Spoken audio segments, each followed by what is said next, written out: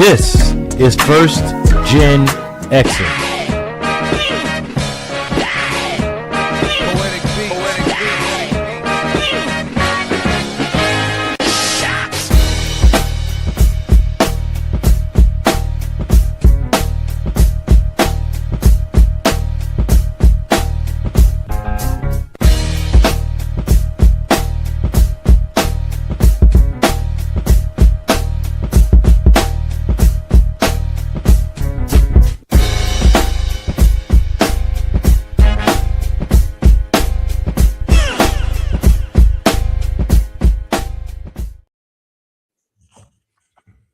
Good evening and welcome to tonight's edition of First GenXers presents The Classroom. Today with me are my co-hosts, my lovely co-host as always, the one and only Mr. Suave. What's up, sir? And the lovely Miss O'Malley. Welcome, you guys. We're gonna have some fun because there's a lot to talk about this week. So we're gonna first kick off where we were just at off air a little bit with the one and only Mr. Travis Kelce, who there are reports saying both that he might retire, that he might not retire. I think all of us on this panel could agree that I think it's time for him to just step away from the game. Not because he can't play the game, but I saw two. I'm a big wrestling fan. Everybody knows that. Chief Pop podcast, blah, blah, blah. We had two of the greats in that particular entertainment sphere retire over the past like 9 months or so. And both of them said the same thing. I wanted to retire before I couldn't do it anymore.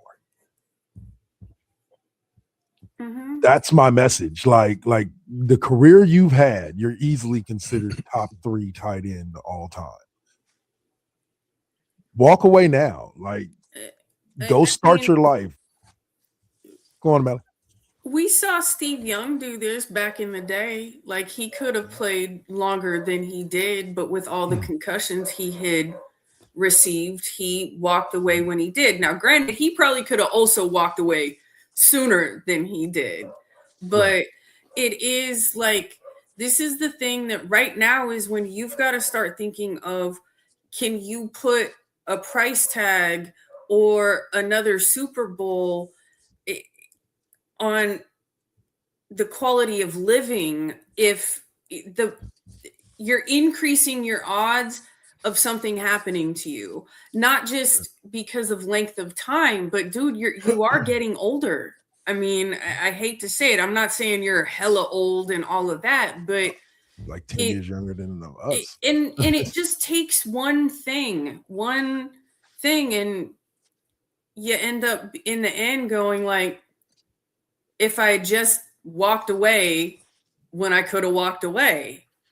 Yep. So you have and there's nothing left to prove. He's got stuff that he's wanting to do too. So like, your life he's not one that football is his entire life or persona, at least not anymore anyways, right? He's been building a persona his entire career. Well, before I let you go, Swab, I'll say this. First of all, shout out to Grits and Butter. Thanks for tapping in. We appreciate you joining us.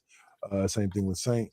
I'll say, but in general, like that's where the key is at. Like, you won multiple Super Bowls. You own records. You know what I'm saying? Like, as a tight end, like you've gotten paid. You've gotten paid. But I think that's something that this generation, and Swab, you can touch on this, that this generation gets that maybe older generations didn't. Get out while you still can. To put it in a line, like other guys wanted to die, like dudes like Ronnie Lott. All respect to Ronnie, but it kind of felt like Ronnie wanted to die on the field. Like he wanted his last breath to come with giving somebody a headshot over the middle, trying to catch a ball against him. But that was their mentality back then. Nowadays, these cats have other aspirations and things that they want to do, which I hate to bring his name up because it's fuck him, but that guy, he's playing. Like, why are you still playing? Like, there's really no need for you to be still playing. Because there is something deep in his core that still feels like he has something to prove. There is something in there that like he needs to address. And this isn't me being an asshole. This is like, at this point in your career and some of the moves that you've made and the things that you've said, like, you need to do some actual work internally to fill that void. No amount of basketball or records or being whoever to wherever is going to fill that. Exactly.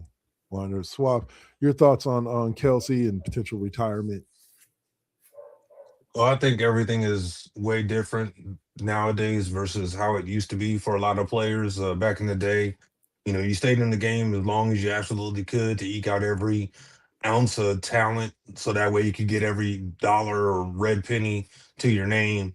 And then you would try to do things to stay near the game, like either get into the front office or get into some type of broadcasting or something like that, or even go to the collegiate level just to stay in the game. And now it's different. There's so many different avenues post career that you have the ability to get to. I mean, there's lesser level players, making a living doing, podcasts and talk shows and things like that. So I think Kelsey is definitely a first or second ballot Hall of Famer. That's kind of up in the air, as we just saw with Belichick and Kraft not getting in.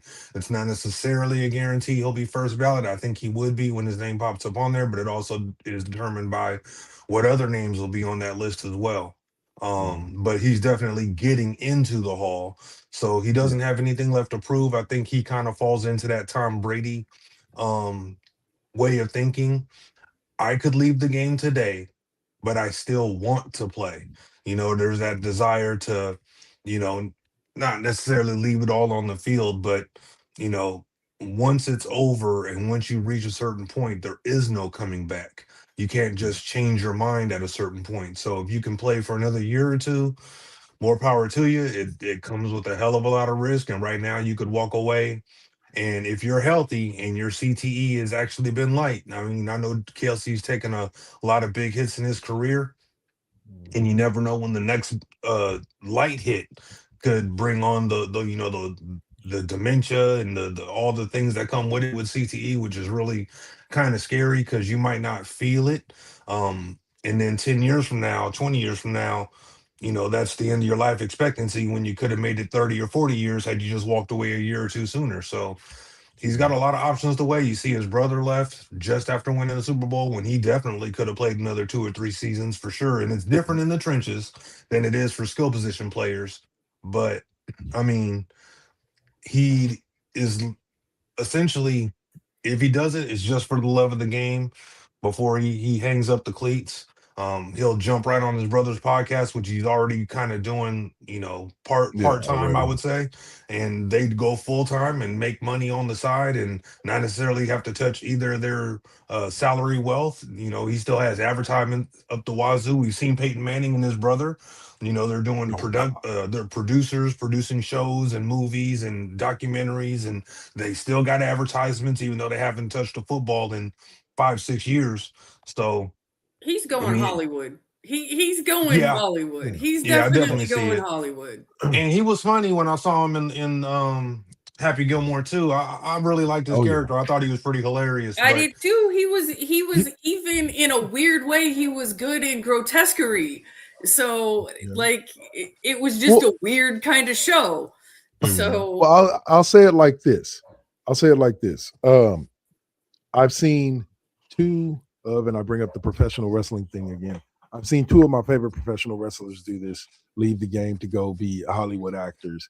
And it's why beat yourself up for 200 days out of the year, 250 days out of the year, when you can get a stunt double to beat themselves up for the bulk of the year and relax and make like literally yeah, I would say on par with what he was making in the NFL, as opposed to with wrestlers, it was like making 150 times what you would be making even as the top tier wrestler for well, it one isn't a movie. really guarantee because we've only seen a small number of those guys transition to do something like acting and actually become. I mean, The Rock's the top dog. I mean, being the number one billable guy in all of Hollywood. I mean, his movies might not be the best, and he might play a lot of the same characters, and people kind of hate on him for it. And it's not really his fault. Yeah, But, you know, then but you got he's Cena, who's also really a 1B. I yeah. mean, you have seen him in like Gridiron Gang and shit like Mhm. that Yeah. where he I does think he's a good have actor. He is. He He has does range. He have has more range. of a capacity. He's just been put in a tight Typecast. role Yep. because Yep. those tend to also be the big budget, big bang kind of. It's a type. So I just It's watched well, that one it's movie, the Smashing one or whatever, where he was the MMA oh, the guy. newest one. Yeah, that was pretty good. It's streaming right now. I really enjoyed it. I thought he did a great job, even with all the prosthetics.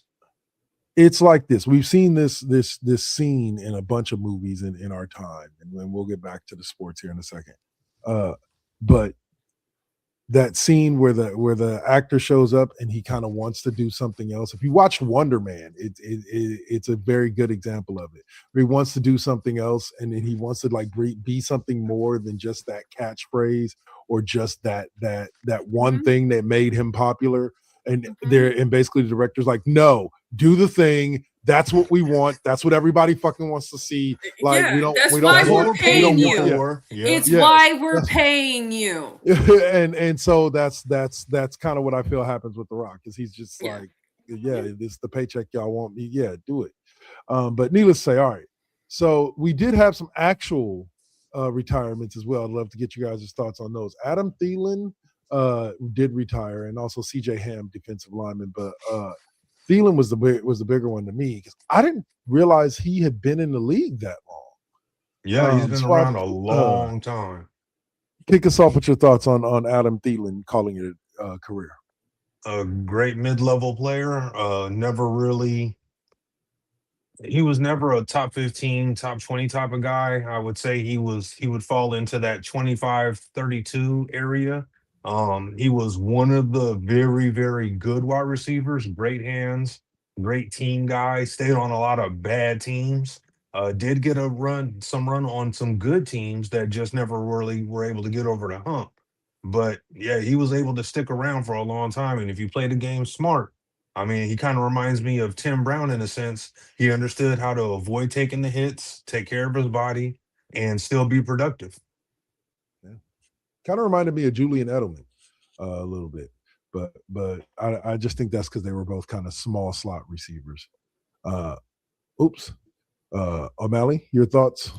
Well, I mean, I think he was, it wasn't like he blew up big at any one particular place. He came in and he played a part really wherever he was. And that, I think, was his strength, was his ability to come in and just be a consistent, whatever they needed him to be there and move. That's why he always had a job, right? It may have never been a big job, but he was always employed. Right.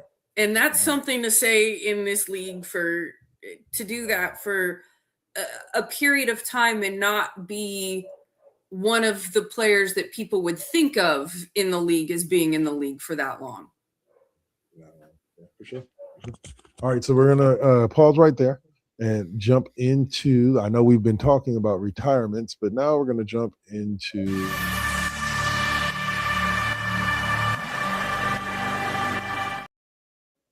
Yes, I just wanted a reason to run that. Okay.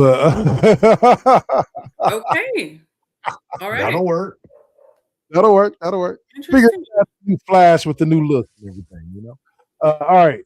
So let's talk a little bit about this Kyler Murray situation in Arizona, because it sounds like he wants out as much as they want to move on from him. I was just reading an article on NBC Sports Bay Area where they were talking about that the Cardinals are interested potentially in Jimmy Garoppolo and bringing him in because Mike LaFleur, who was hired as the new Cardinals coach, is a big fan. They were close when they were in San Francisco together. So looks like Kyler wants out and Mike wants to bring Jimmy in. So Swab, kick us off with some thoughts on Arizona and these odd moves they seem to be making. Well, everything kind of blew up on Murray and Kingsbury. It looked like things were trending in the right direction. It looked like they might be on their way to becoming a very good team for a healthy amount of time, but it just never materialized. Injuries and letting go of Kingsbury kind of killed everything that they had working. They're going to release him. He's still owed almost $40 million. Nobody's trading for Kyler Murray with that contract. It'd be better to hold out and just outbid teams, because right now most people are thinking he'll take the veteran minimum and then do a prove it deal afterwards once he's able to show that he can, help a team actually win. But I mean, I don't really see too many teams that are gonna have genuine interest. I think he's the second, maybe third quarterback in this free agent group. I think Malik Willis is number one, and Murray is two or three behind him. Um, Once Willis signs and we figure out where he's going, then I think Murray will find the place where he can play. He can play. He can play good football. Not great football, but good football. There are a couple teams, like I would think the Vikings may have interest at the right point, at the right price, because his style of play is what they want JJ McCarthy to do. So if he's able to show some success over there, maybe show JJ some of the things that he's not doing in for Minnesota besides staying healthy. So that's a curious one. The Jimmy G thing, I mean, it's a stopgap situation. We need a guy to come in and look average, like he at least knows what he's doing or trying to play well. I don't believe they're in a position to have Jimmy G come in and they're an instant playoff team. I think they're far removed from that kind of talk. Also, I mean, I wouldn't do the Jimmy G thing because let's be honest, next year's quarterback class is going to be even better. And if you still maintain your first round pick, Jimmy G might actually win you one or two extra games that you probably shouldn't win or shouldn't want to win. So that way you have a chance of getting up there and actually getting one of the top quarterbacks, like say an Arch Manning or the second or third quarterback off the board in the top five. So while I'm not the biggest Jimmy G fan, he could win him a game or two, all depending. They do have some players, Harrison Jr. and the running game still isn't half bad. They've got some young talent. I think they might draft an offensive lineman, so he'll have a little bit of protection, but we'll see what happens. O'Malley, your thoughts?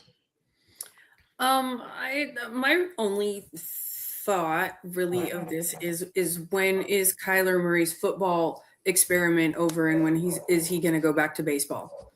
I feel like he should have just stuck with what the original plan was, which was kind He'd of be playing in Vegas. allowed him to go and play football in college. Now, I mean, now I don't give two halves a shit about the team who he even signed that contract with anymore. But, I mean, he's given football a try. It hasn't really, he's not terrible. He could be good elsewhere, but like, go try baseball for a little while. That could work. Come back As like for Kurt Warner. Jimmy G, like, how is he even still in this conversation? Where has he been? Like, I He didn't. was The Stafford's Rams. backup this year. Yeah, Yeah, he was the Stafford's Rams. backup this year. The Rams. With the Rams. Yeah, Where the fuck was I? he was holding the clipboard. You didn't miss him. Okay, because Yeah. since wow, They had old man Stafford, so they figured they needed somebody behind him. I will say, average to good quarterbacks will always have backup jobs. And there's even a couple of guys in this draft they're thinking career backups. And while that's crazy to us, I mean, he's still making NFL money and getting that pension money. True. He's still employed. He still has a job. So that's actually a really good way to look at it. As long as they don't have these misconceptions of who they think they're going to be. Yeah. That's a very important key player to have. You need a backup who's good with being a backup. It almost looks During like his time. Go ahead. It almost looks like they're trying to give the appearance that they want to at least try. Me personally, I'll throw a rookie in there, and if we end up sucking with the rookie and he turns out not to hit, then you still are in position to get one of the premier quarterbacks coming out of next year's class. So I mean, I'm telling you, Jimmy G is probably going to get them 2, 3, 4 wins on the season. Maybe they get to 5 wins, and that takes you out of the number 1 overall pick. Yeah. I'll say it like this. Jimmy G was everything he was supposed to be in San Francisco. and I couldn't have asked for much more out of him. What he goes I on to could have asked be, for one pass to be accurate, that deep one. That's all. the physics on that I won't get into. I can't make that pass in a video game, so I can't critique the man's ability to make the pass in real life. And I'll just say, I think that he is right where he's supposed to be in his career. It's kind of like with Mac Jones, and why I think Mac Jones will most likely end up staying a 49er, because Mac Jones right now at this point in his career is where he needs to be. And when he feels ready to go back out there and start for somebody else, he'll leave San Francisco a better man. Sam Darnold did, and he just won a Super Bowl. So before you head off, I had the craziest thought. What if next year Stafford retires, Mac Jones signs with the Rams, and then not only do you have Darnold and the Seahawks, then you'll have freaking what's his nuts in LA. That would be hilarious. That would be, which is why Mac Jones is going to be wearing a San Francisco 49ers jersey next year. He don't want to go. They don't want him to go. Like, rumors be damned. Anyway, all right. So the one thing that I did want to touch on as well is, first and foremost, the franchise tag deadline is coming up in 2 days, where teams have to decide. And the funniest one to me is I sent you a video about it from Benchwarmer Braun about them franchise tagging George Pickens in Dallas. And I'm like, Jerry Jones, bro, we went through this with Dak. You went through this with everybody that's due big money in Dallas somehow ends up in not signing. In why? Just pay the boy. He came to your team. He was the best wide receiver on your field all in season long. Just pay the man. Pay the man so Dak Prescott has somebody to talk to. I'm not even a Cowboys fan. And yeah. If he just pays him now, it would actually save him more money in the long run, because it ends up costing him more money and he ends up having to pay more when he's drug out that stupid franchise tag to the fucking last shred of its life. Now here we are with Dak getting paid this unconscionable amount of money. 60 million. Yeah. But supposedly they're trying to reorg their contracts. It's the same thing. It's the same thing that happened with I mentioned this to Swab a couple of weeks ago. Same thing that happened with Kansas City and Mahomes' contract. That big old contract that they gave him for like $50 million a year, making it like the richest quarterback contract ever signed. Right. They have restructured them just about every year since but then. It doesn't matter because he got the ego boost of having the biggest contract of. Right. So at face value, we're going to say we're going to give this to you knowing damn well down the road, we're going to restructure the hell out of this. And here's what's funny about working the cap. And I genuinely get into video. I genuinely wish they would let you do this in Madden.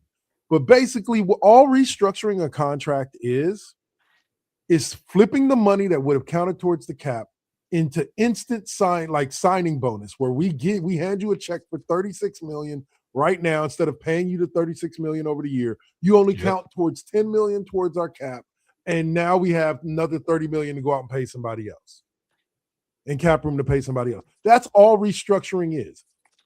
And so it gets me, why not just sign for the $10 million in the first place? If you're going to agree to restructure every year of the deal and give the team back, or not necessarily give the team back this money, but just take these big chunks, why not just sign for the $10 million in the first place?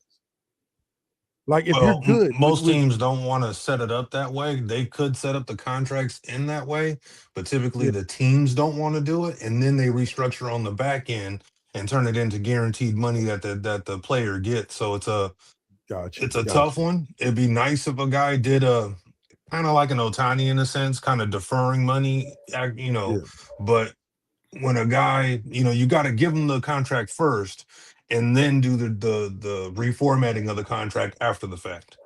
Yeah. Kind of like the Brock Purdy contract. Yeah, as it pertains to Pickens, Jones didn't really have a choice. He had to franchise tag him. He could have used the transition tag, but using the franchise tag, he showed that he wants to keep him there. He's not just trying to get something for him.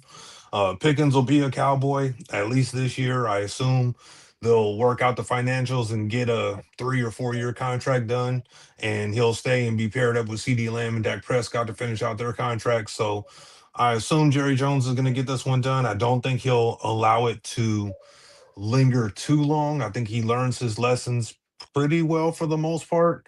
He let it drag on with Dak. That's, you waited in 4 other quarterbacks reset the market. You did it again with Micah Parsons. Although I will say in Jerry's defense, he felt he had a handshake deal, and you know Parsons said, "Nah, my agent wasn't here, and I'm not having it." He's not an old school kind of guy. He wanted his agent to be there, so I'm gonna give him a grain of salt on this one. I think Pickens will sign a long term deal. I don't really see anybody else on the roster that they would have needed the franchise tag for, so it's not like they're losing a player like the Colts might have to do with the wide receiver and Daniel Jones. They're figuring out how they're going to try and make that work. So um, we'll see what happens. But Pickens, he'll at least be a Cowboy this year, and I figure at some point in the season he'll sign a long-term deal. All right, O'Malley, your thoughts? I mean, I don't really care because it's the Cowboys. But other than that, I mean, yeah, I don't really care. It's the Cowboys. And Jerry Jones, I mean, outside of this particular thing, he does just very questionable decision making on his behalf and quite questionable financial decisions. But as far as like the upfront contracts and stuff go, we also do recognize that there is a part of, especially for key types of players and the ones that are at the top, there is some ego that it comes with having the highest contract for this position ever, regardless of whether or not it stays that way. Being able to have, when you've accomplished everything else, right? When you've even still gotten paid generally, but you've also won a Super Bowl, you've gotten those things. Yeah, the highest paid has something. But then we get highest paid for people who haven't even fucking earned it, and then it doesn't mean shit anymore anyways. So well, that's kind of what I feel happened in the NBA. It's like the $50 million a year contract or the $30 million a year contract that used to be for the top elite players, the top 1% of basketball players, is now like the bench dude, the fourth dude down on the bench is making like $27 million a year. It's just, but I understand that because I understand that from a business standpoint. Because Suave has said this shit for years, on West Coast Bias, all the way dating all the way back to then about how, like they're making billions now. So now these players, now even the bench players are just making ridiculous amounts of money because all the teams are making all this money. And that's the good thing about a salary cap is a lot of people constantly focus on the salary cap and they focus on the high end, on the top part, but people forget that the salary cap has a salary floor as well. A team has to spend a certain amount of money on their salary in order to meet their salary floor as well. So in that way, a salary cap can be a good thing in the sense of forcing teams to spend. Like, again, we've talked about it with baseball, forcing a team like the A's to actually spend the money that they're making and getting in on actual players and to put a viable product out there on the field instead of just throwing whatever at the wall and seeing what sticks. Too late now. Yeah. All right. So with that being said, last subject that we'll talk about before we go to break real quick is the salary cap in the NFL, which jumped to $301.2 million over the last, I want to say 5 or 10 seasons. Like it's gone up on average about 15 to 20 million a season. This time landing with the Tennessee Titans having just under 100 million available in cap, the Raiders being the number 2 team with 87 million, and the Chargers being the number 3 with 87.2. The Raiders have 87.8. Kansas City still finds themselves 57 million over the cap, but I assume restructuring Mahomes' deal will help soften that. and the Vikings find themselves at 40 million over the cap. So yeah, like teams are going to have money to spend. The free agency period, which starts along with the new year on March 11th, I could see some big time money being thrown around to people are trying to win Super Bowls. People want to catch up to who won the Super Bowl this year. Oh, yeah, the Seahawks. Sorry, I blacked that memory out. People are trying to catch up to the Seahawks, and I think there's going to be money to spend because I believe both the Rams and the Niners are somewhere around the 30 to 40 million mark as far as available cap room. But Swab, your thoughts on the yet another big jump for the cap in the NFL? I mean, when you think about it, NFL as a whole, just on payroll alone, spends roughly $9+ billion, 300 million times 32. So, it's a lot of cheese out there. So, I don't see a huge free agent class this year in terms of big money guys out there outside of people that have been starting to get franchise tagged. I think Malik Willis is the number one guy out there. I think there are two or three teams that may try to do a bidding war out there, but I got a feeling he's not going to reset the market in any way. He's going to get a comparable contract to what Darnold got from the Seahawks, which is roughly, he's probably looking at making 40 million a year, something like that, which is a huge jump for him. Congratulations, whenever it does happen. Um, I don't see him doing something or getting money like, say, a Brock Purdy getting 50+ million or anything like that. I don't see that in the cards for Malik Willis, although it's not outside the realm of possibility. But, with Pickens essentially off the market this year, there's not a ton of people to necessarily spend this money on. People have been, there's Dubes from Green Bay, there's Pierce from Indianapolis, but there's really not a ton of guys out there to really chew at a lot of this money. So I think a lot of the teams are going to kind of reinvest with the teams, the players already on the roster, and do a lot of re-signs and contract extensions just to make sure you got key guys lined up. I think the biggest thing in the NFL right now is managing your cap. I think the Niners, the Eagles, the Seahawks, I think they have done it the best. I think the Vikings have been okay with it. They tried to get a quarterback on a rookie deal. They didn't want to pay Cousins, and now it turns out they probably could have done all that and kept Cousins and had JJ kind of backing him up until they really felt like he was truly ready. But there's everybody's trying to emulate that, and now they've got some wiggle room. So we'll see what happens this offseason. But it's not necessarily a good free agent class, that's for sure. Now, now I'm looking through the free agent class. Now, I wouldn't necessarily agree with you that it's not a good one, but it's not a big one because some of these guys we don't even know if they're going to leave the teams that they're on. I have a feeling that Aaron Rodgers is going to dominate the headlines well into the training camp, finding out whether or not he's going to end up back in Pittsburgh, which is pretty much where I think he's going because I don't think they hired McCarthy. If The only team that's going to, bring back Rodgers. Malik Willis is available, but Daniel Jones is also considered available. But like you said, I believe Indianapolis will be working something out with him. Here's what's funny: the running back class. Breece Hall is available. Super Bowl MVP Kenneth Walker III. Thought he got franchise tag. Him to hit the market. Did he? I thought Breece Hall got franchise tag. Did he? It says he's still available here, but they could be wrong. I might be mistaken. Kyle Pitts did get brought in as well. Yeah, a lot of the big names. I mean, even Daniel Jones, they were talking about franchise tagging him because they don't think that he's going to agree to the contract that they want to give him. They were going to franchise tag the receiver, but I hear it's going to be Daniel Jones instead. So they'll put the transition tag on the receiver. It's most likely that Tyreek Hill is going back to Kansas City, from what I've heard. Mike Evans will be out there and available. On the defensive side, you got Trey Hendrickson, linebacker Devin Lloyd, and Jalen Phillips from the Eagles are all available. So it's going to be an interesting free agency class.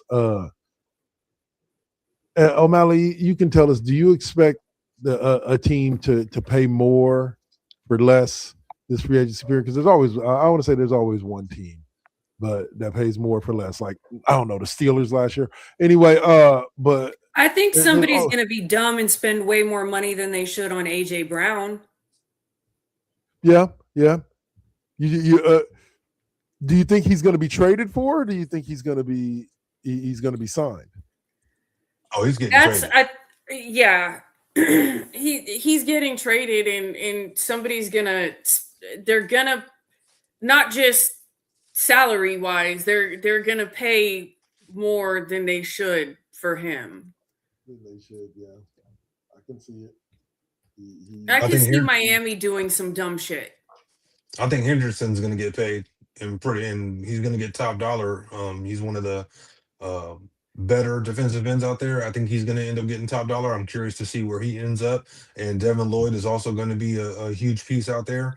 But there's only really 10 big time free agents, and some of those guys we don't know if they'll actually be free agents. So they'll actually hit the market, we gotta we're still kind of wait and see mode.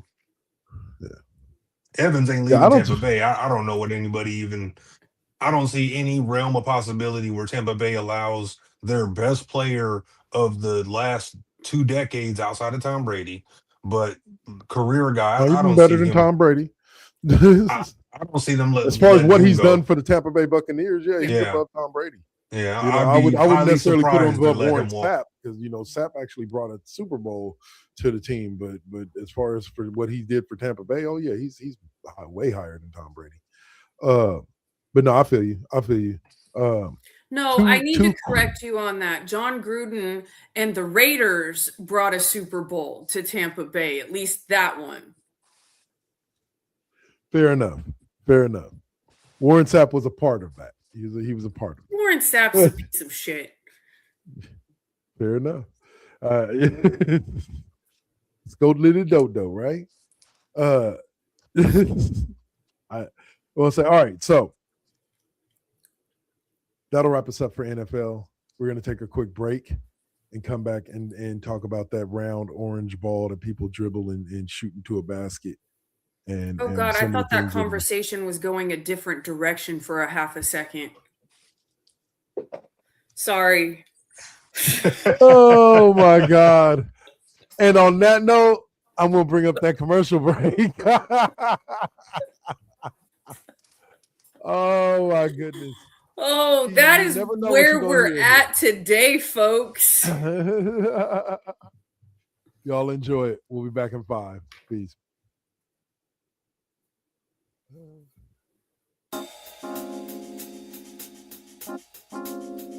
We back at it.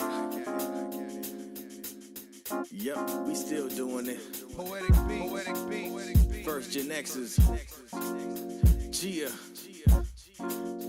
Let's get it, y'all. Come on. We back in the building. It's been a long time cooking in the soup kitchen. And I'm chilling with the same. Dropping these beats, won't stop, nope, I can't. Let me get up in the lab, turn it up. Game on with the first GenXers. What's up? Let's flip on the switch or the Xbox. Get up in my zone, I'm clowning. Let me clear my throat for a minute. Shout out to my folks while I'm in it. It ain't nothing but love, it's babe business. I really don't know what's so who ain't feeling this. And this is only the beginning. Now versus then, this is something for the chillin'. Poetic got the joints like McDonald's. I'm loving it. It's the first GenX. We're now rocking with Poetic Beats. This is the first GenXers production. Get your PlayStations out. Get your Xbox out. Get your Switch out. Let's get it in, y'all. Holla back.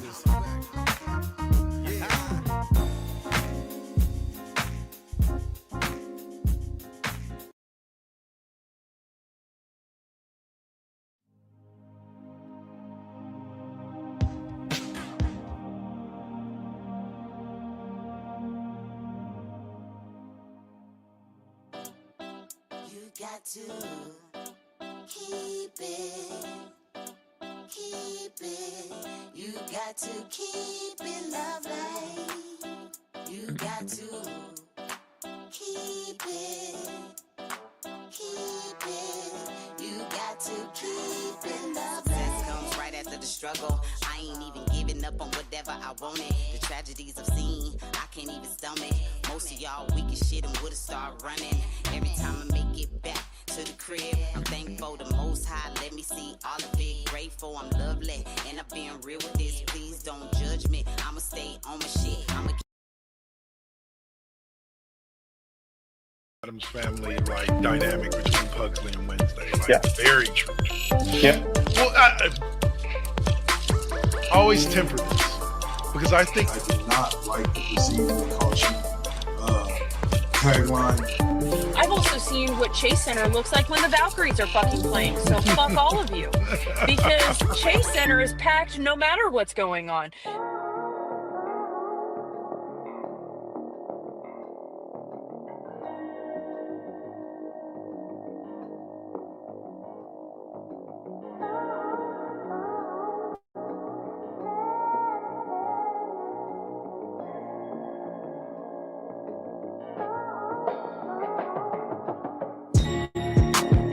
They say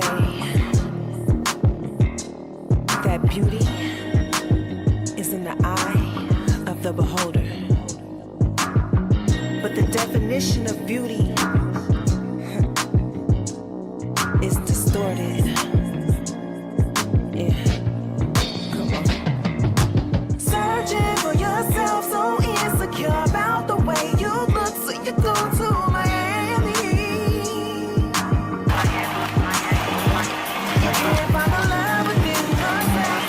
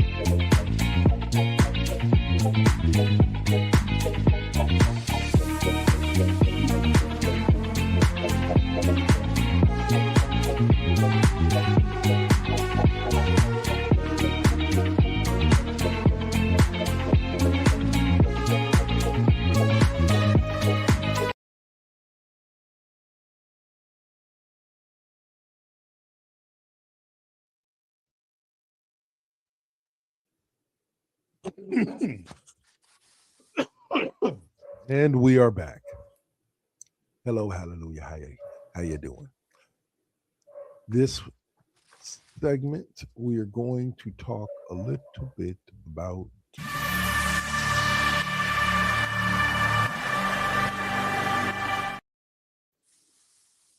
basketball. Yes, it's the same AI-driven video of basketball players doing what they shouldn't be doing. Same thing with football players. We'll come up with something better later, but for right now, it will do. Anyway, let's see. Basketball kind of starts off with some of the post All-Star break stuff, like let's start here. Steph Curry still has not touched a basketball court, and the Warriors are still the most inconsistent team from game to game in the NBA.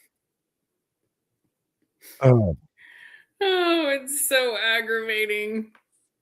It truly is. It truly is. Like I get it. I get it. I think where the only place that Joe Lacob and now Mike Dunleavy and Bob Myers did wrong was, I think what they needed to do was, instead of worrying about replacing Steph and them, about building depth behind Steph, and because I think that's where the team lacks the most is depth. Is they don't have players like Leandro Barbosa, David West that can come in, that can take over, that can And help that's lead the always team to been victory. their strong suit as much as Steph and the main guys, is having the depth. That was where we were different. That is what has won us championships, is the fact that our bench could be starting on most other teams. Yep. And Suave, your thoughts? I think they've had a change in strategy in a sense, and I understand it because there's been players that they've signed that had that veteran ability to be able to come in and produce and be positive impacts on the floor on both sides of the ball. But they typically were 1 year rentals, and it was rare to have those guys sign 2 or 3 year deals. So I do like the Pat Spencers, the Quentin Post, the Richard, even bringing back Melton. Giving Podzinski time to get better. Gui Santos just signing a 3 year deal at only $5 million a season. So um it's not the bench that we're used to, but I will say that it is a bench that will continue to get better. And I think that this right now is a blessing in disguise. Chris Stapps played 1 game, hasn't been back. They got to figure that out. Curry hasn't been back yet.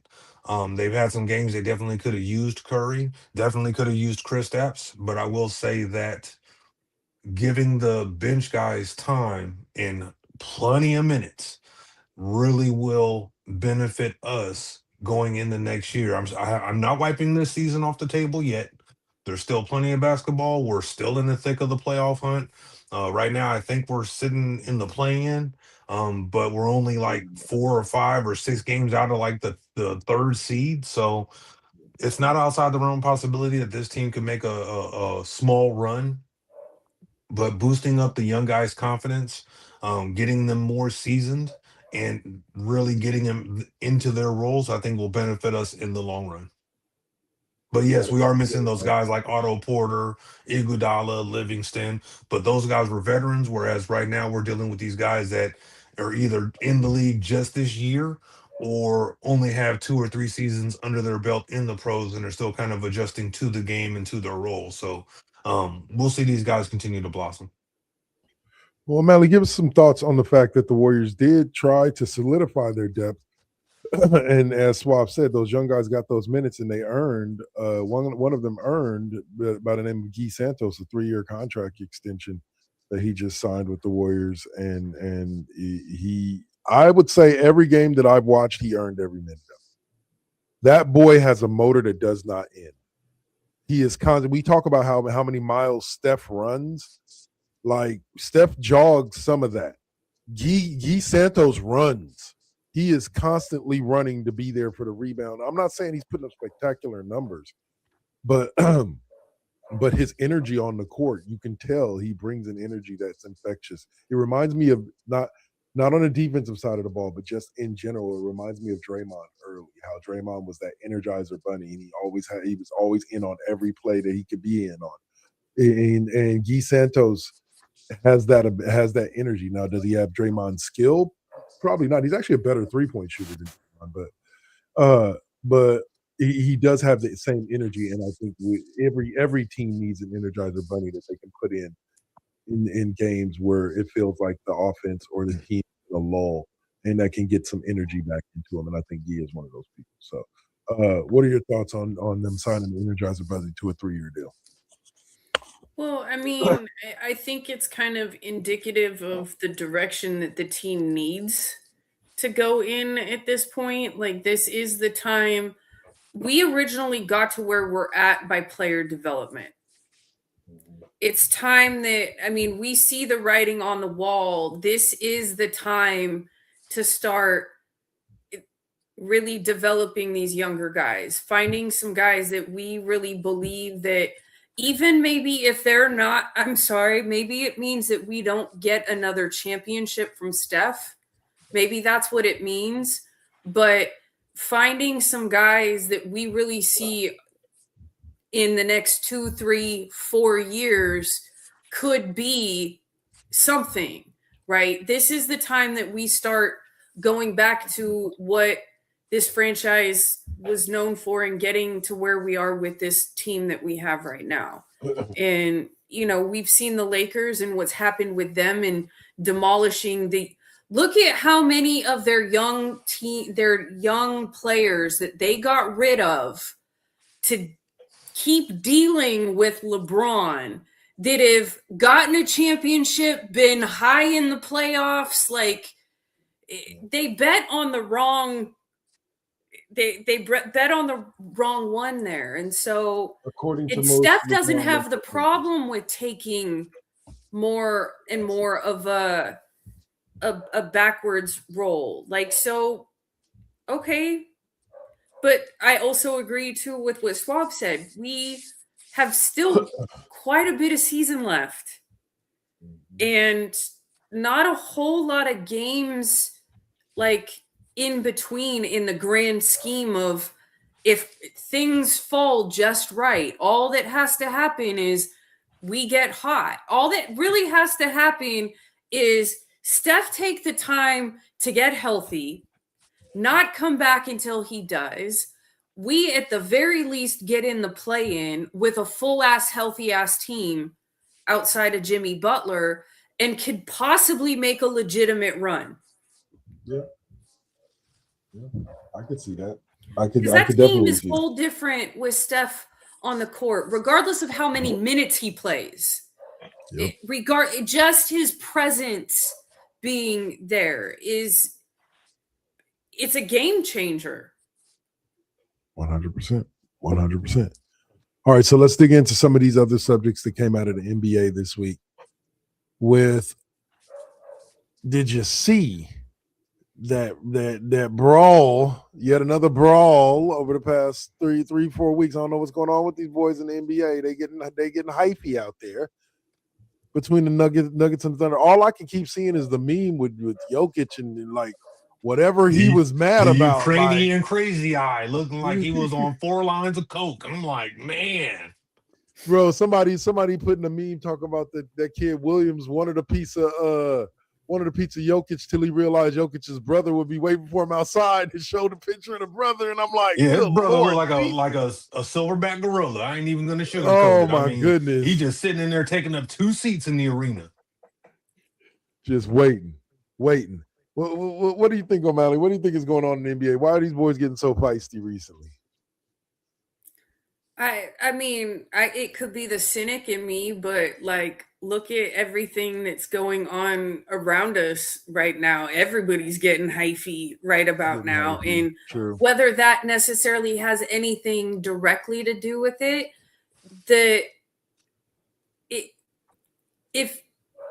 if you're not worried about the things that are going on right now and you're living life just fine, like I don't understand you. But most of us, regardless if we're a professional athlete, you and I, a lawyer, a doctor, an actor, we're all kind of affected by what's going on right now. And that not being able to fully process that or holding that means there's less space for tolerance elsewhere as well. And I think that we're kind of seeing a little bit of that. We're also seeing what happens when children aren't taught how to regulate their emotions. Yeah, that can be a part of it as well. Like that's the generation that's the bulk of the NBA right now is that generation that during the Dr. Spock phase.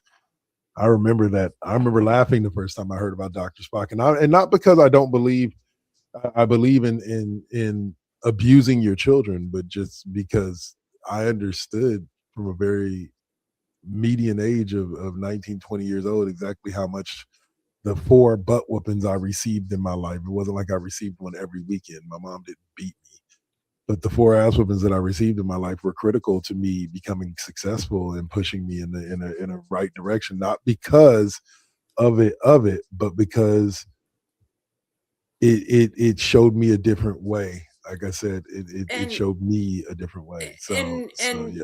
And for a good majority of the kids, that's also the case. But then you have kids who are neurodivergent, who have conduct disorder, who have oppositional defiant disorder. And that type of parenting is the absolute opposite of what's going to work for them.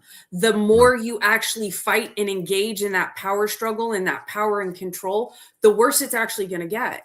And that's where I think, with my background, where I recognize where sometimes, especially parents who are of the older school mentality of, I grew up that way and I turned out just fine.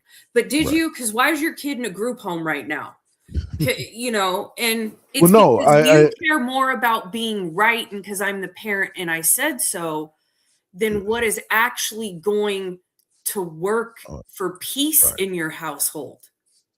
Well, and you bring me right to and we've gone off subject. Yes, we have. We'll get back on. Well, But you bring me to what has always been my ultimate point, and Suave has heard me mention this 8 billion times. But tailor your parenting style to your child. yes, absolutely. Learn your child as a And parent. Learn your child, and if you do that, then you can tailor your parenting style to them, and you avoid making mistakes of what would be useful and what would not be. And parents, if I can say something to you as somebody who has a job because I am trying to help people heal from the trauma you have caused them, is that when we parent out of fear, like our kids obey us because they're afraid of what is going to happen, you're actually not developing critically thinking children who become well adapted, critically thinking adults. You're raising children who are actually more primed to victimization and kids who are more likely to grow into adults with really unhealthy communication and relationship patterns and also still primed for victimization. Like critical thinking skills are necessary for kids, with as annoying as it is because they want to challenge your authority with them. It's necessary for them to be successful in the next stage of life. Unless they just go into the military and then it's kind of just the same thing. Well, very well said. Very well said. Very well said. I believe in a balance. I definitely believe in what my parents believed in a balance of just I was always welcome to talk to my mother about anything that I felt I needed to speak with her about without fear. But there was, in the way that I spoke to her when I was angry or had emotions about myself, there was a very clear line that she was my mother, or my dad was my dad, and I was not to speak to them like that. And there was a thing called respect, and they were going to show me respect, and I was going to show them respect, and that was the way it was going to go. But the voice was never silenced. The voice was never squashed. If I had beef, if I had something to say, I was encouraged to speak up. And I believe that a balance can be struck. But again, it goes back to know your child. And what is best for whatever works best for your child, and don't let any book or influencer or personal parents. Yes, don't let nobody else. Just, to bring this all the way back to to basketball, basketball. But don't let know what's best for your child. Work with people, and the one last thing I'll say before we jump back into basketball with the jump around thing is therapy, folks. Don't be afraid to get your child into therapy as young as possible. It doesn't say anything bad about you as a parent. It doesn't say anything bad about you to know that your child is going to need somebody to talk to that's not you. Period. It's also huge. not their partner as they're older.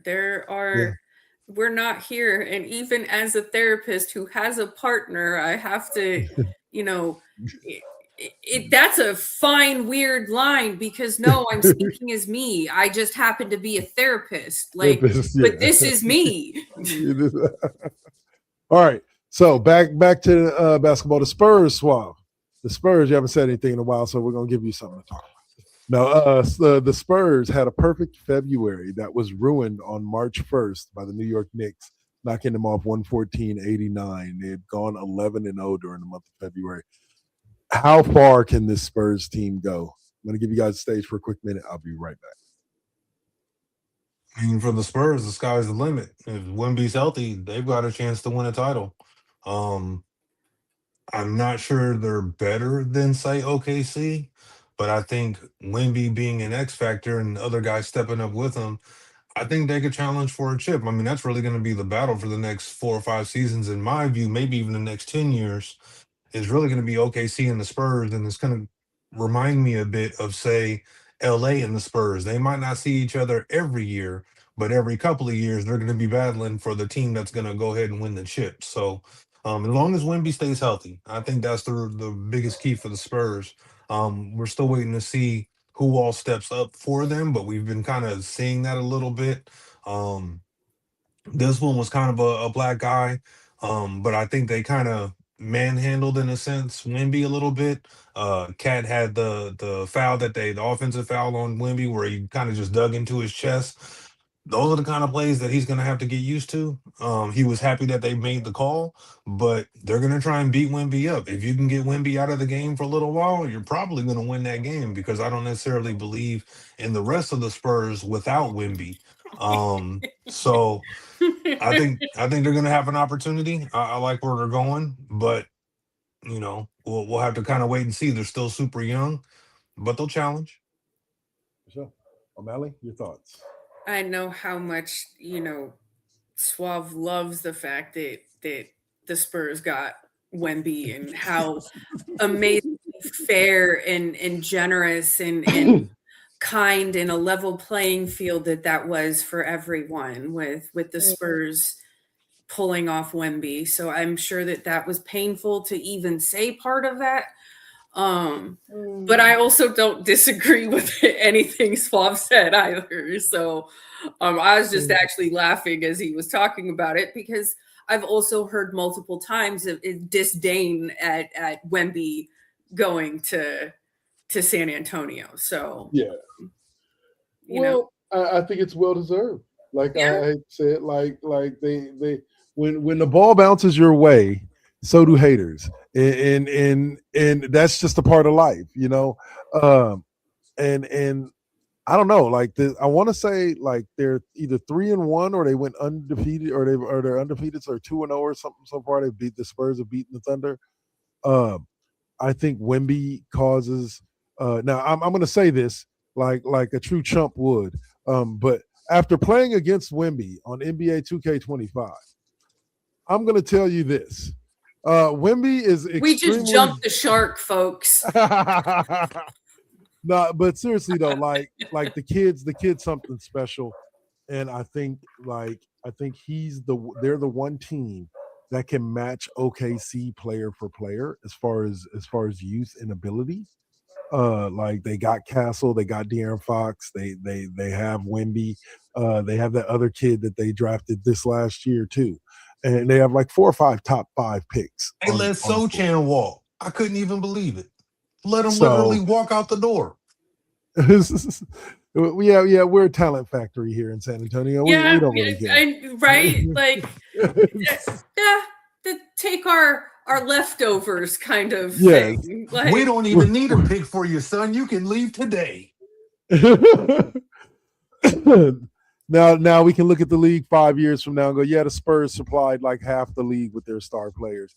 Anyway, but yeah, so like I'll say this. I thought that they were going to go do something last year. They didn't.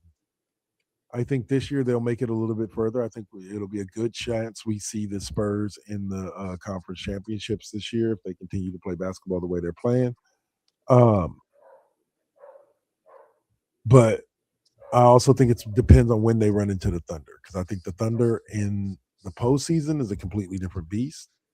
And I can't wait to see that matchup. I hope that it lands out to where they don't play each other to the conference championship, but who knows? Who knows? Let's see. What else do we have here? We also have, the Pistons. The youth of the Pistons have them dominating the East still. Here we sit after the All-Star break. We talked about this early on in the season and then about midway through the season as well about the Pistons. What do you think? What Suave, your thoughts on what the Pistons might do down this home stretch? Are Kay Cunningham and the boys primed to make a run as a 1 seed in the East? I mean, they're already believing, and that's half the battle.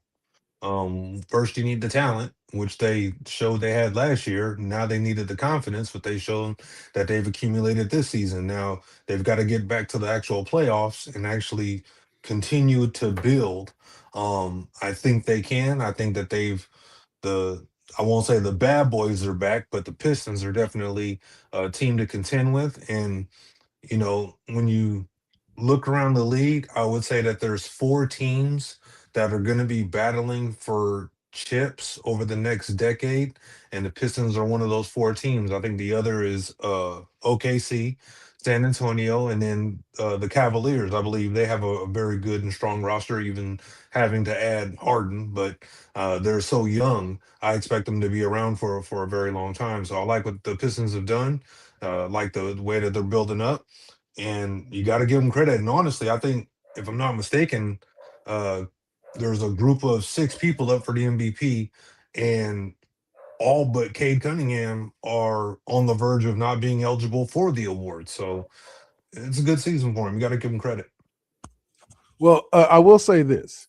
I have to add a little something to that list of yours in the East of teams battling for chips, because I think a 1A tier, you have to add Boston and Indiana, only because of the fact that Boston is doing what they're doing this year without Tatum. That I team's didn't see it going to be coming. better once they get Tatum back. And Indiana, despite crashing and burning, is also doing that without Halliburton. And once they get Halliburton back, the last time they had Halliburton fully healthy, they went to the finals. So I'm not saying, I'm just saying you have to put them in that picture, because you have to put them in with asterisks, because the current versions of their rosters are injured and they're getting back superstar players. Yeah, I wasn't discounting those teams. It's just that the four that I mentioned are actually incredibly young. Outside of the Cavs, just adding old man Harden, they're incredibly young roster wise. Gandalf. I didn't want to leave out the Knicks. I think the Knicks are a super strong team, but I do believe the Knicks have a smaller window, just like the Celtics, and Indiana also has a smaller window because they're going to have to kind of rebuild. They lost some pieces like Miles Turner last year, so they'll have to kind of retool. They're in the mix, and but I think that three of the four teams I mentioned definitely have the ability to be dynasties. OKC's already on that path. San Antonio has Wemby, so they're in that mix. I think the Cavs are super close. And I also think the Pistons, they look like they could be very, very dangerous. All right. Here's a fun one for you, O'Malley. The Lakers star Luka Doncic turned 27 years old this past weekend, and on his birthday, they decided. I won't even call it the Warriors. I'll just call it the War. They decided to hand the War a 120-109 loss, and Luka put up 26, LeBron 22. Did you watch that game? And if you did, thoughts? I didn't watch it because I went to the movies yesterday, thankfully, but I had started keeping track of it before the movie started while I was still getting my nails done. And that was, I'm glad I went to the movies instead, because I would have probably broken my TV with that kind of fucking nonsense yesterday. How do we win the game that we just won and turn around and lose that game like that yesterday? At home. Weren't we at home yesterday? It was at home. It was at home. Yeah. I'm ashamed. I would love to have, a certain somebody on, just to give him his moment to glow. But it's the only moment he's gonna have. I can't enjoy it now. But yeah, because I think that Warriors team is something special down the road. I think they truly are. One of the last subjects from the NBA that we'll talk about is Kevin Durant. This last week joined the 32K club. Kevin Durant, that guy that used to play in Golden State and doesn't play there anymore. I'm sorry, but I haven't really heard a whole lot lately about him. Oh, he's just over there in Houston helping them remain a top 6 team, but basically he's doing. What's funny is that basically all you've seen to happen is the Suns and the Rockets. The Rockets made their run last year, and then the Suns were decent because they had Durant. Now the Rockets then fell off, or not Rockets, but the Suns then fell off, and Durant and the Rockets are together, still in the playoff hunt. I don't think they're doing anything in the playoffs. But O'Malley, Do you have anything? Congratulations or anything for Durant for What did he? reaching? What did he just do? He, he becomes the 6th player in NBA history to reach 32,000 career points. Okay, I mean that's a thing. I mean, way to go. I don't actually begrudge him his shit. I'm just over here talking shit. I mean, it feels like he keeps trying to get out of the situation he's in and ending up in the same situation over and over and over again. Why don't you just stay at Golden State then? Because like this and had the weird. opportunity to come back to Golden State this last offseason too, and said no. But he couldn't come back now because then it would just further reinforce that, he needed right? Because then if they come and then they win, it's really more about Durant can't win without the Warriors than the Warriors can't win without Durant. True. Very true. And all of that said, I literally really do mean no disrespect. It just what the things that he said just don't track with where he's at and what he keeps doing. Well, yeah, for sure. Suave, your thoughts? Well, congratulations to him reaching that milestone. I mean, he's already on his way to being a first ballot Hall of Famer. He's I don't want to say he necessarily changed the game, 7 foot tall guy with guard skills and an incredible wet jumper. I mean, we've seen it before, but he's done it at an elite level for a very long time. I will say that in KD's heart of hearts, if he doesn't win another title, I don't, even with being a Hall of Famer and having 2 chips in his pocket, he has to regret having left the Warriors because of his ego of not being the man, even though he was allowed by the team's best player to be in that role of being the guy. So in his heart of hearts, I swear, if you talk to him on the side once his career is over, he's got to regret it. He could have won 4 or 5 titles with the Warriors and done something incredibly special and allowed his ego to get in the way. And the history in hindsight shows he obviously made a bad decision, career-wise, legacy-wise, because let's be honest, if Durant stays and they do win 3 or 4 more on top of the 2 he helped them win, even with the injuries, we seen him come back. He was very good after he got back to playing. The team around him just wasn't necessarily as good, even though he was pulling LeBron, handpick all my teammates, get me to a team and get me these guys, and we can do it. And he did come within a toe line on the 3-point line of actually stopping the Bucks from getting their chip, but it didn't happen. That's just, bad break on that for having big ass feet. But I mean, credit for getting 32 grand. Well, it's kind of what happens when you're like 13 feet tall. Yeah, for real. And also, I think it was also one of those things where fate kind of said, I'm gonna I'm gonna have you screw yourself this time. So I'm curious to see what Houston does over the next couple seasons that they have him. It's apparent to me that he's still not over what happened in Golden State with his ego, because he had the chance to come back and chose not to, literally told them, do not do it, which is honestly kind of crazy because the Suns are really going nowhere and the Warriors still have a outside shot of doing something special. So a little heartbroken for him as a Warrior fan. Would have loved to have had him, come from OKC, stay with Golden State, retire a Warrior, get a statue, but his ego wouldn't allow him to do that, being the Robin to Curry's Batman, when in his mind he felt like he was Batman. For sure. Well, I'll let the Durant subject rest there, and we will jump. I had a couple of stories lined up for the next segment, but I think there's a more interesting one that we're going to talk real quick.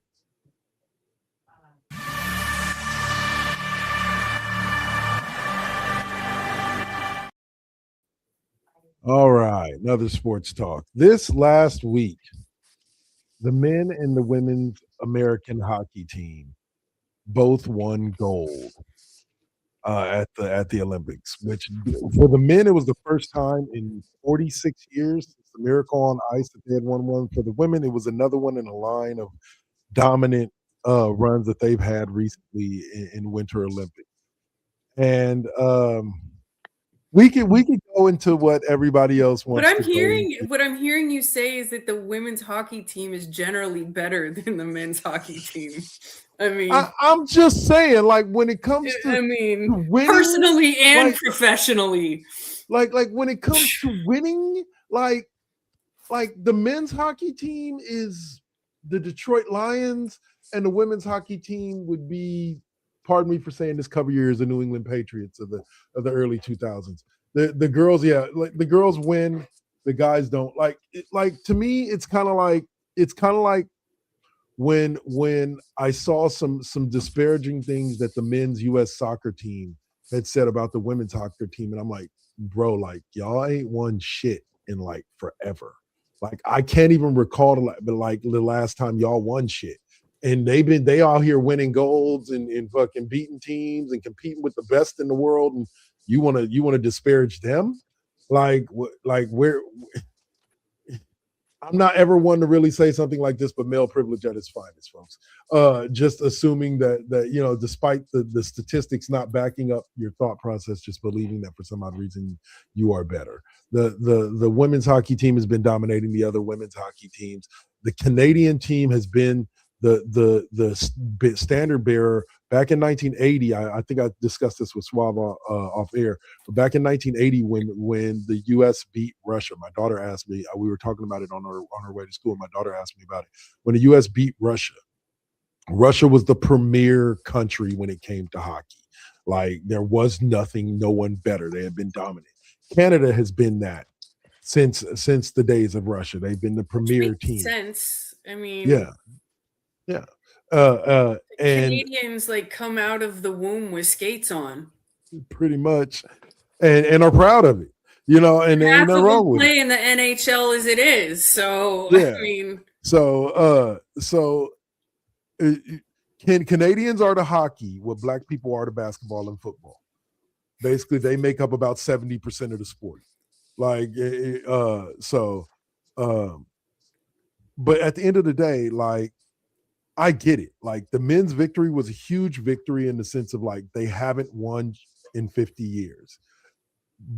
But that woman's victory was beautiful.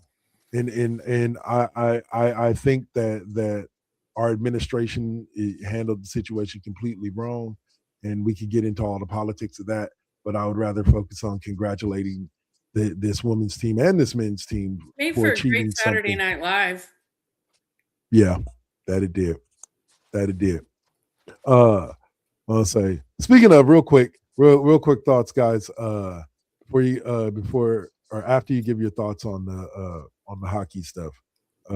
Scary Movie 6. Have either of you seen the promo? You mean 7? No, it's 6. I saw it yesterday. Yeah. Scary. Sorry, 6. I was thinking Scream in my head. Scream 7. Yeah, actually, it was on. They had it. So I saw Scream 7 last night, and they had it on. They had the promo on Scream 7. So hence why my brain was making the connection. Yeah. It looks like it's going to be the best one in a really, really long time. Well, I mentioned this on Cheap Pop, just to tie the two shows together. I mentioned this on Cheap Pop that basically that series is kind of like Wes Craven with the Nightmare on Elm Street movies. He directed the first one, and then he didn't direct a single one until you got back to New Nightmare. And when you watch them in order, you can see the tonal shift, with the characters. And I think it was the same thing with the Scary Movie franchise. The first 2 were done by the Wayans brothers, directed.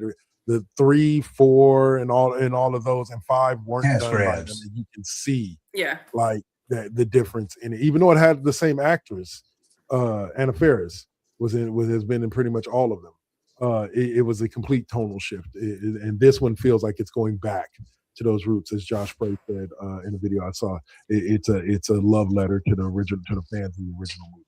Part where Anna Faris's character tells the one girl, "I'd hug you, but I'm Republican now, so." I don't know if it's okay for me to hug a Black girl. That was it for me right there. That was it.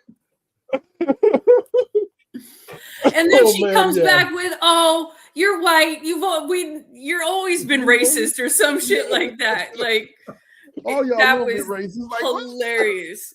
Oh man, they brought back Brenda, they brought back everybody, and I'm here Yep. for it. So anyway, Yeah. that was just side notes. But Swab, kick us off with your thoughts on the Olympic gold and what our men's and women's team did out there in the Winter Olympics. Congratulations all around for the Olympics. We got represented incredibly well overall. Also, special shout out to the Jamaican bobsled team. But for the Americans, from figure skating on to hockey, we did very good medal wise.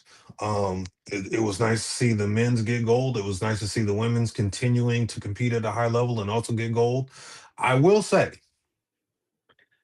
if I were an Olympian and I won gold, and I visited the White House and you served me cold McDonald's, I'm having a fucking crash out. How the fuck are you gonna serve me cold fucking McDonald's after I won a goddamn gold medal? You literally are in the White House with top of the line everything, top of the line chefs, the best food imaginable, and you serve me fucking cold McDonald's? And I'm supposed to be fucking happy about that? That's the craziest non-American bullshit I've ever seen in my goddamn life. And I was jealous that I couldn't have been a woman because I would have got to hang out with Stanley Tucci. I would have been on all the talk shows. I would have actually eaten good food and had a good time instead of eating cold fucking McDonald's. I couldn't. My brain still can't barely wrap around the fact that you serve the fucking gold medal team fucking McDonald's like they're fucking children. I'm just. And it's But- like a thing he does. And it's not that it's weird. Yeah. It's super weird. I just don't understand it. And unhinged. I mean, I know he's a fat bastard and he loves his McDonald's and his Coca-Cola. I get it. But time and place. I'm not serving kids whole fucking McDonald's, and I'm definitely not doing it for championship gold Olympians. I don't understand the thought process. I really don't. Weird. I don't. It's really I don't. weird. All right. So all right, I'm gonna end by saying this. More does not always equal better, dear LeBron fans. I'm just gonna put this out there to you before we end this show. Look, I get it. The dude went to 10 finals. That's fine. And I'm saying that's a great accomplishment in life. That's a really great accomplishment because reaching, not many people have reached 10. There's only 4 people in history who's done it. But I'm gonna say this to you right now. You either have to acknowledge that winning matters or let the whole subject go. Because the bottom line is that I appreciate the fact that the man went to 10 finals. And you can make all the context excuses that you want about why he lost, but I'm going to point to one particular finals in particular, and this is as a Warriors fan. Okay, one particular finals in particular, the 2015 finals. You cannot tell me that after losing the first game and losing Kyrie for the series with the broken leg in overtime, he comes back, they win 2 straight, and then proceed to lose 3 straight to go out in 6. And you want me to praise that effort. You want me to give praise to that effort. Like I understand he led the team in all the stat categories. I get it. But you want me to praise that. That's a series that should have been won. And it would have been won. And here's where my angle comes in. And here's how I'm going to close it out. Instead of making the argument that LeBron didn't have the help he needed, I think it's time that people start understanding and realizing the argument that LeBron isn't a leader. And the way he has handled himself throughout his career supports this statistics. And this is not me hating on him. This isn't a LeBron moment. This isn't a gotcha moment. I mean, truly look at his career and think about it. He has never been a good leader. He only thrives in situations where there is another leader or the people around him already know what to do, which seems to be the expectation of what he expects of people around him. So I'm going to say, LeBron doesn't suck at basketball. He's one of the best basketball players to ever play the game of basketball. He's not the leader that MJ was. He's not the leader that Kobe was. He's not the leader that Tim Duncan was. The statistics be damned. And yeah, people are going to hate on me in the comment section for saying statistics be damned. But part of being one of the greatest basketball player of all time is being a great leader. And I think in that way, he comes up shorter than a lot of his contemporaries as far as basketball goes. So I'll leave it there. Leadership matters. So anyway, so O'Malley, after that diatribe, why don't you close us out and we'll call it a day for this week's edition. Well, I mean, you may not say like, whatever about him or whatever, but I'm still going to say fuck LeBron. Because, yeah, fuck LeBron. Swab, last words? I mean, if the Spurs somehow get through this windy career and 4 or 5 years later end up with another generational player, I'm going to lose my shit. Oh my God. I love it. Oh, Suave. There we go, folks. There we go. So we'll be back next week. At least me and O'Malley will. Swab has his week off. And we will talk to you guys then. I hope you've enjoyed what we put out. We've enjoyed bringing it to you. This has been The Classroom on First GenXers Presents. Peace.